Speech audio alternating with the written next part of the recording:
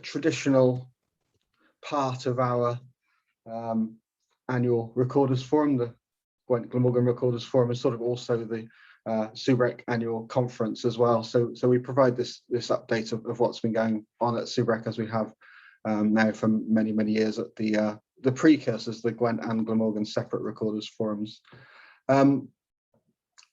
Data continues to pour in to SEWBReC. I guess the line, the graph of data growth over the years, it's slowed to a modest pace with less major data imports, but I do suspect there will be some pretty significant jumps up probably in next year's plots, because we've been working hard to get things like bird track data imported into the SEWBReC database.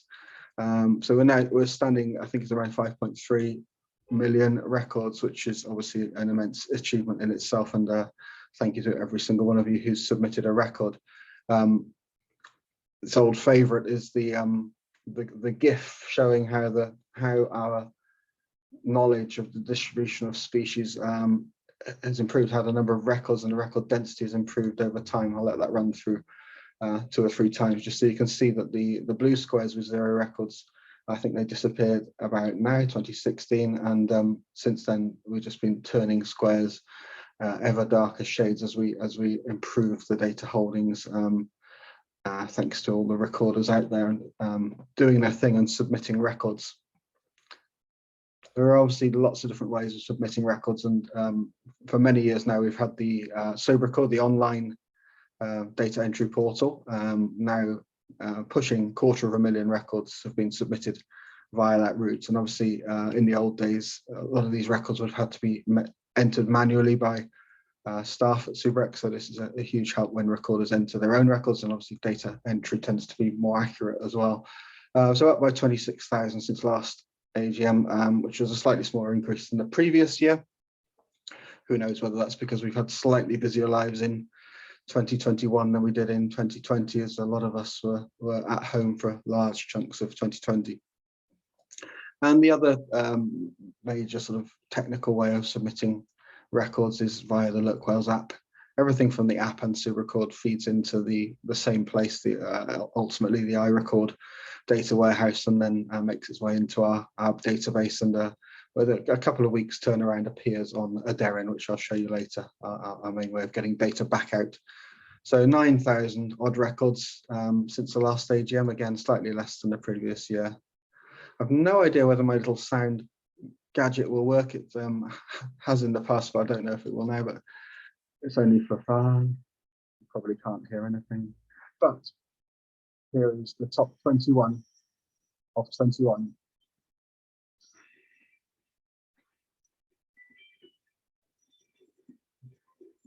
Good numbers of records throughout there.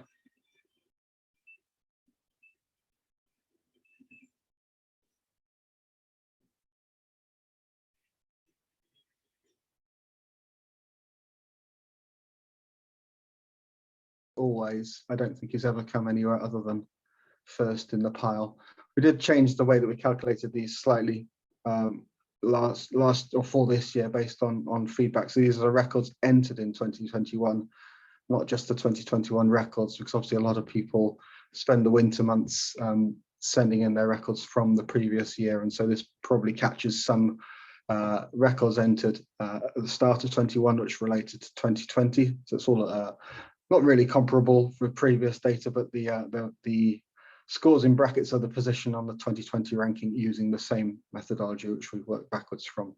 So obviously a few were mysteriously low. I think we must have had a gap in data grab from particularly from Steph and Elsa, who work as a duo most of the time in Glamorgan recording plants. But if your name's on the list, you should be very proud of yourself, but everybody else who's submitted records, and there are many people who've submitted tens, dozens, hundreds of records, and we're very grateful for them all. Just to touch on that, the pool of recorders that we received records from in 2021 was 1,014 separate recorders. I know that's a tiny drop in the ocean compared to the population, but it's also a good achievement. It's a good number of recorders. delved into that total a little bit, and there were 337 recorders for whom we only have one record. So they either submitted one record or one record came in via another route. So that means that 33% of these recorders only accounted for 0.5% of the records. And then at the other extreme, the top 10 recorders submitted over very nearly 50% of the records that we've accounted for coming in this analysis. So it's very top heavy, but it's a broad church, and we're just as welcome somebody who's submitted a record for the first time as somebody who's submitting thousands of records per year. And of course, we want to encourage and facilitate more and more people to submit more biological records, as long as we can maintain the high data quality standards that we set. Data quality is reliant a lot on data verifiers, and verification is definitely a bit of a sticking point, and we certainly will be prioritizing work to help facilitate more data verification over the coming years. So this is all about growing and improving the local biodiversity evidence base, which we obviously put to great use in informing local biodiversity management decisions, as I'll show you in a minute. I mentioned the sort of priorities, and I mentioned verification already, but during the past 12 months, we've added to the SEWBReC team to create a full-time equivalent position working on improving data flows. As it happens, it's a reallocation of some of Elaine's time and some of Amy's time into doing this work, but they've passed over their data inquiries work to a new staff member. So we've created a full-time additional post.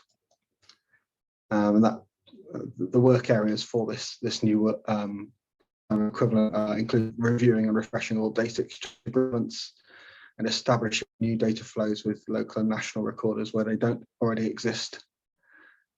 Promoting better recording and data sharing practices. We're integrating data from as many sources as we can, and we've started now looking at integrating data from iNaturalist, which does have its pitfalls, but we're working through those to make sure only good quality data comes across. And then over time, we'll be streamlining the data flows. As I mentioned, there's a few weeks of lag, a 2 or 3 week lag between a record being submitted online and it appearing as a dot on a DERIN. We want to speed that up.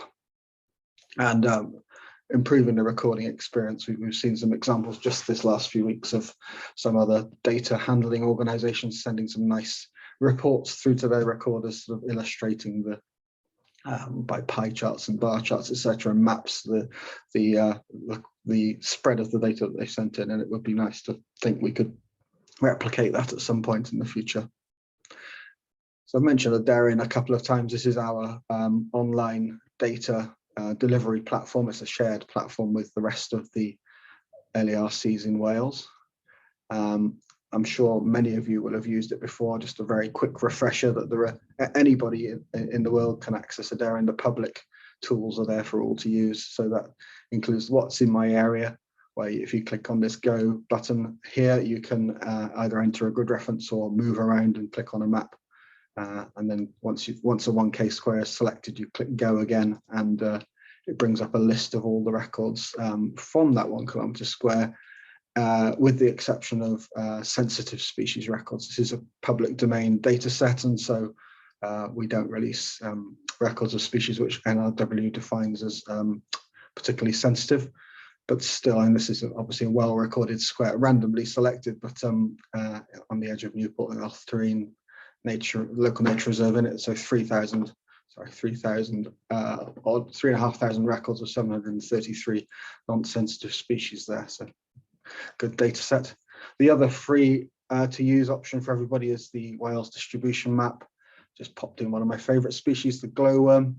So you can see that for any species, the national distribution, and for non-sensitive species, you can also click on a 10 kilometre square and bring up a finer resolution 1 kilometre square map to show the localized distribution. So it's really great for helping you to steer. In fact, both of these public tools really great for helping you to steer your local survey efforts.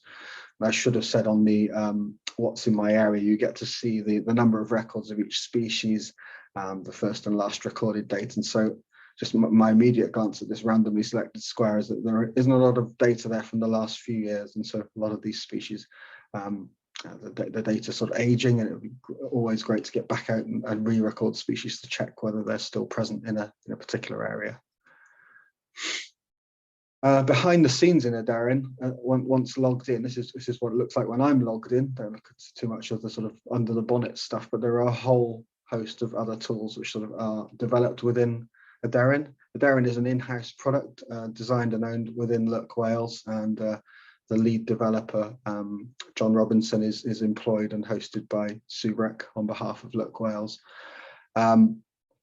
And it does all sorts of things, from running planning lists for local authorities to providing direct partner access, allowing organisations like wildlife trusts to view record searches and refresh record searches for their own reserves, and to enable recorders to access all records on Adarin for their taxonomic groups in their particular geographic areas of interest. So particularly that last one, if it's not very widely used, if you're a county recorder and you want access to the live data in Adarin, please get in touch.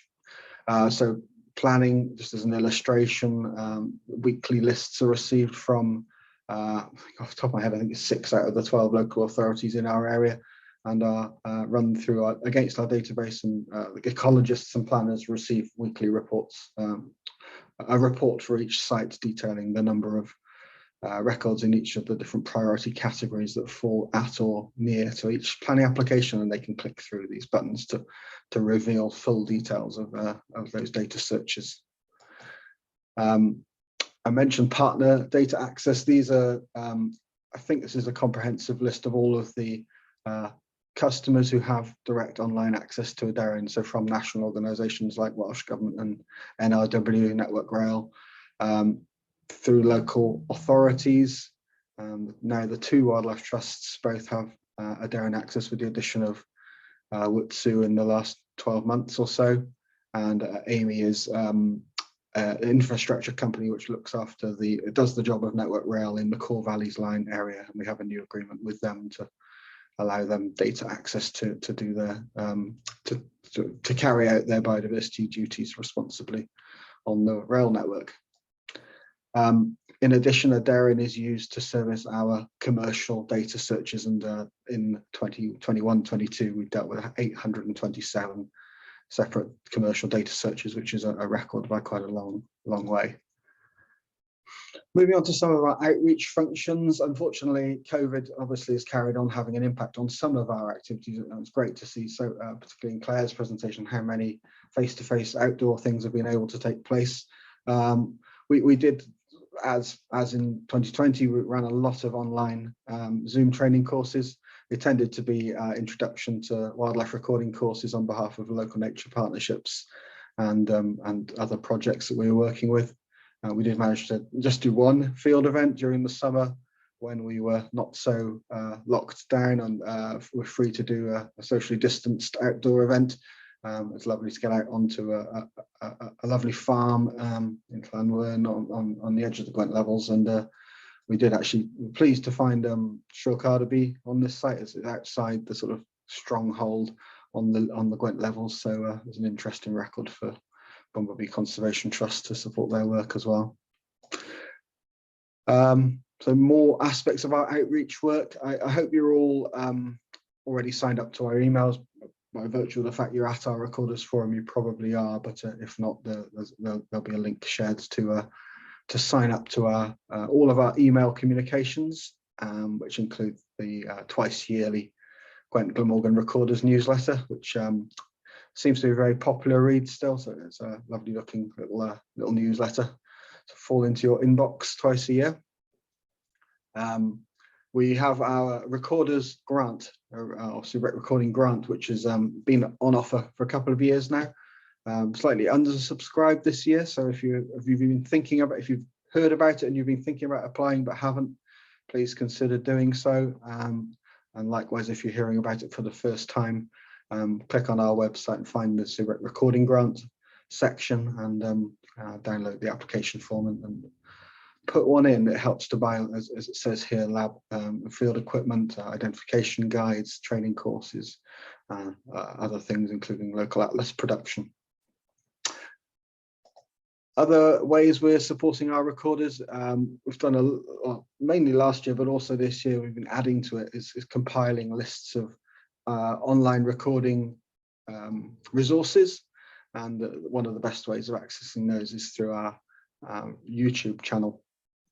So we've got 255 subscribers.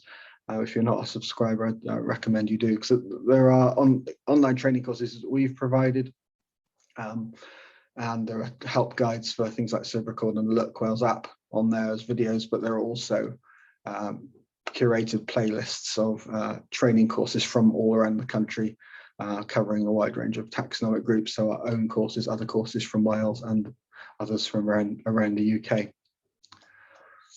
Another really great resource, probably should come before the YouTube, but Elaine in particular put a lot of work into collating things you can do from home to record and identify wildlife during lockdown, and it became very popular and was probably one of our most sort of cited pieces of work. This is only a screenshot, but if I scroll down, it goes on and on and on. There are literally hundreds of links of activities, surveys, and online identification resources there. So please do have a look if you haven't before, and that's on the SEWBReC surveys home-based wildlife resources link.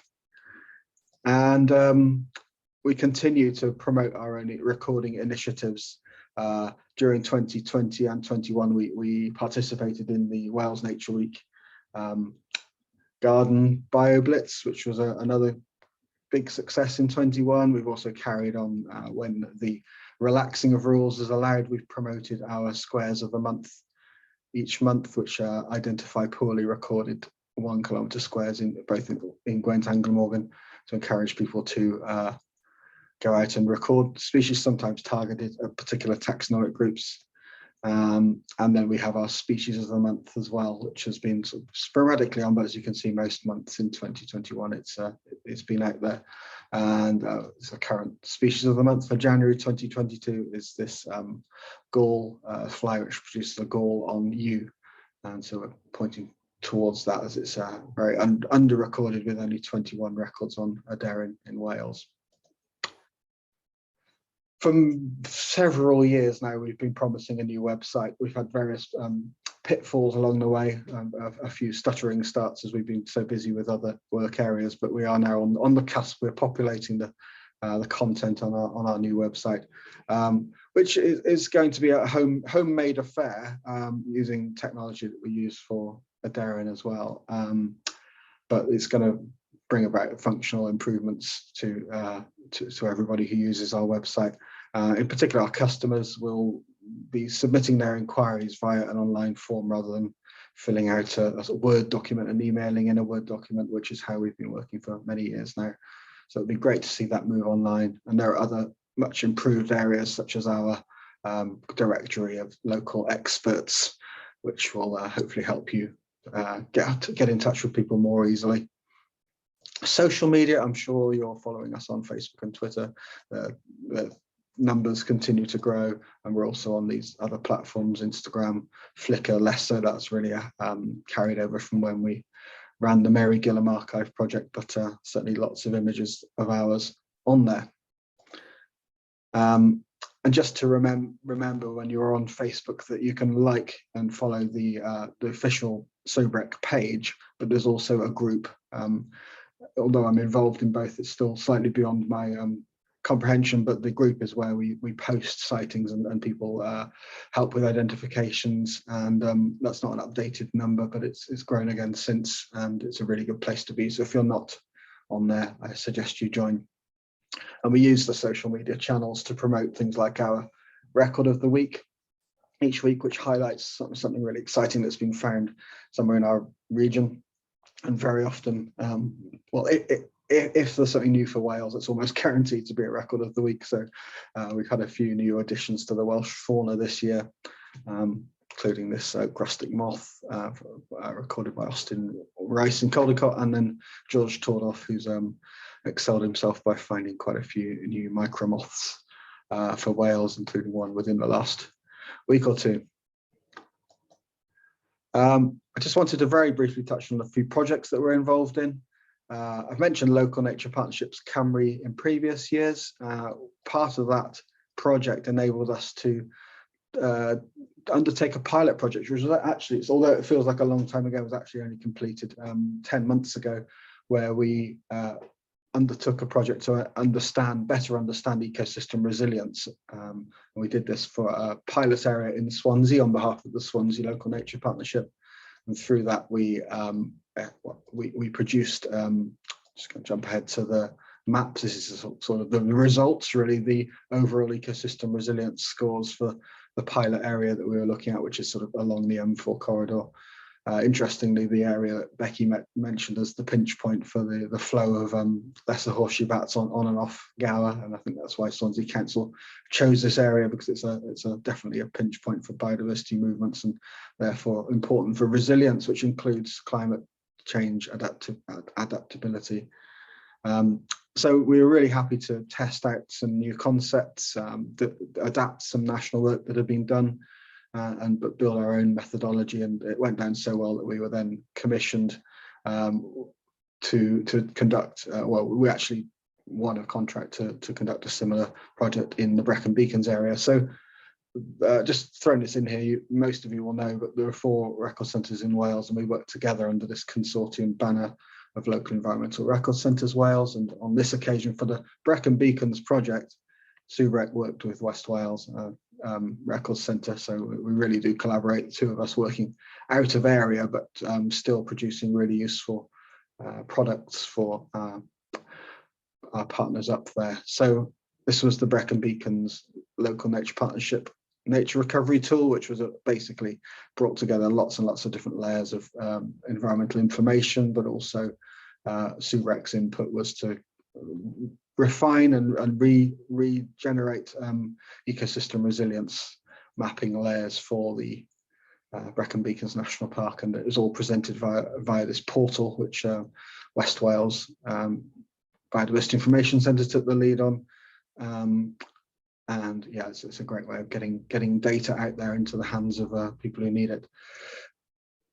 Project that I'm probably most proud of the year, and it's I won't go on at length because obviously Claire was also quite pleased with it and talked about it a great deal, but this was the Welsh Landscapes for Rare Bumblebees project, which we at SEWBReC led the Look Wales Consortium to deliver back in July.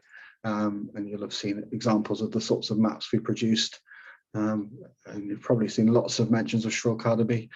Probably ought to share it out a little, spread the love with some other bees. In fact, I did on this by using the moss carnaby. But you'll have seen that the map that's nestling underneath there, which Claire showed, which is the current records, and then the areas which we've identified by analysing habitat preferences for the species, and then mapping the areas of habitat which are adjacent to existing records, which may well be good locations to target survey. So I know that Claire already mentioned that, and it's also consistent with Michael's presentation earlier on making sure your survey is well targeted and you get good value back for it. To their credit, Bumblebee Conservation Trust picked up our report and made it look much prettier in a really nice document, which, if you followed that link earlier to the Welsh Landscapes for Rare Bumblebees, it includes not only the Look Wales report, but also the much more people-friendly version which Bumblebee Conservation Trust have produced. There's another shot from that. Almost finally, I always traditionally touch on the sort of income sources and give a sort of overview of how the finances have been working at SEWBReC as we lead into the next slot, which is the AGM. So these are our projected income sources for the current financial year. Over time, the share of public sector funding versus private and contract funding has move towards the latter, so increasingly generating income from the private sector. In nearly all cases, these are consultants, environmental consultants working on behalf of developers, and so we generate a large amount of income now effectively from the private sector, and these are people who want to do things which are potentially damaging to biodiversity. And so, as far as I'm concerned, this is a great representation of the polluter pays principle, that this work is funded by the people who want to develop in our area.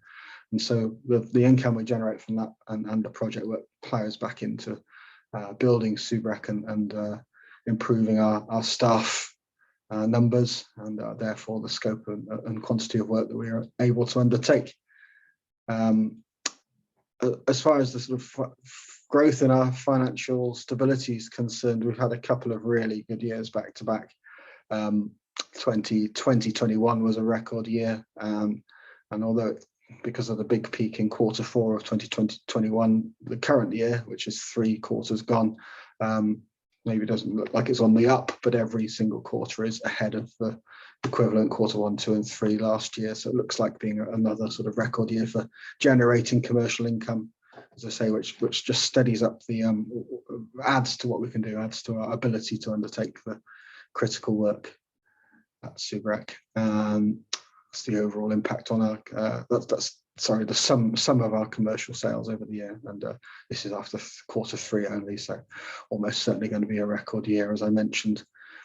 And just as my final slide for this segment, just to mention that people are so critical to the success of SEWBReC. It's not just the little team of 9 people we now have at SEWBReC, but all the hundreds and thousands of people out there recording and supporting us. So thank you to all of you, to the recorders now and always, the current recorders, the past recorders and the future recorders, customers, partners and supporters, and also members of SEWBReC as a company. These are the directors, many of whom give up, do this on a voluntary basis and give up their spare time to enable SEWBReC to exist. So again, we're very grateful to every single one of those. And not last but not least, the staff, as I mentioned, 9 staff now, which is makes me very proud that we've grown such a good team, and we've stuck together really well. Incredibly long-serving staff. As I said, Becky, Dave, and myself have been here since 2004 and 5, so we can't get rid of us. But really, yes, thank you to them and to you and to everybody who supports SEWBReC and makes a success of it.